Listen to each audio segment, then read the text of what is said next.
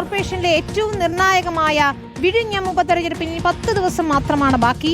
Ward നിലനിർത്താൻ LDF ശ്രമിക്കുമ്പോൾ വിജയിച്ച് കോർപ്പറേഷനിൽ കേവല ഭൂരിപക്ഷം ഉറപ്പിക്കുകയാണ് BJPയുടെ ലക്ഷ്യം.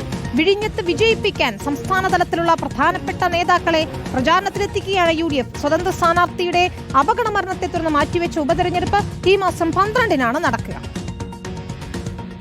തലസ്ഥാനത്തെ രാഷ്ട്രീയ പ്രവർത്തകരുടെ കണ്ണും കാതും ഇനി വിഴിഞ്ഞത്താണ്.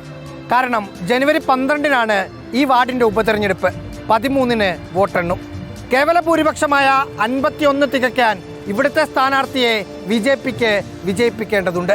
തോൽവിയിൽ തകർന്ന് തരിപ്പണമായി നിൽക്കുന്ന LDFന് ജീവശ്വാസം നൽകും ഇവിടുത്തെ LDFന്റെ സ്ഥാനാർത്ഥിയുടെ വിജയം.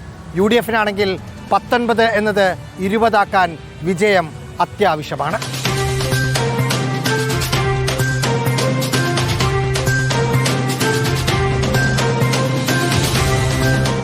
14,000-ഓളം വോട്ടുകളുണ്ട് വാർഡിൽ. ന്യൂനപക്ഷ വോട്ടുകളാണ് കൂടുതൽ.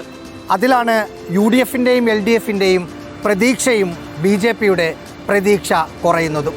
സഖാവ് നൌഷാദാണ് LDFന്റെ സ്ഥാനാർത്ഥി. 2015-ൽ ഇവിടെ കൗൺസിലറായിരുന്ന റഷീദ് CPMന് വിമതനായി മത്സരിക്കുന്നതാണ് ഇവരുടെ തലവേദന. സുധീർ ഖാനാണ് UDFന്റെ സ്ഥാനാർത്ഥി. യൂത്ത് കോൺഗ്രസിൻ്റെ സംസ്ഥാന സെക്രട്ടറിമാരിൽ ഒരാളായി മുമ്പുണ്ടായിരുന്ന ഹിസാൻ ഇവിടെ റിബൽ സ്ഥാനാർത്ഥിയായി മത്സരിക്കുന്നത് ഇവർക്കും തലവേദനയാണ്. സർവശക്തിപുരം ബിനുവാണ് BJPക്ക് വേണ്ടി താമര ചിഹ്നത്തിൽ ജനവിധി തേടുന്നത്.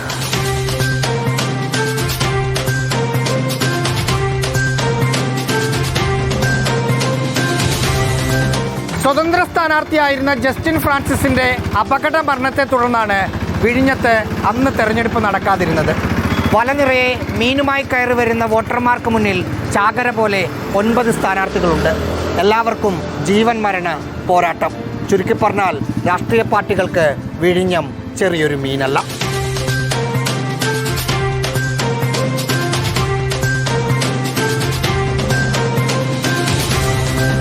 തിരുവനന്തപുരത്ത് നിന്ന് റാഹിസ് റഷീദ്, റിപ്പോർട്ടർ.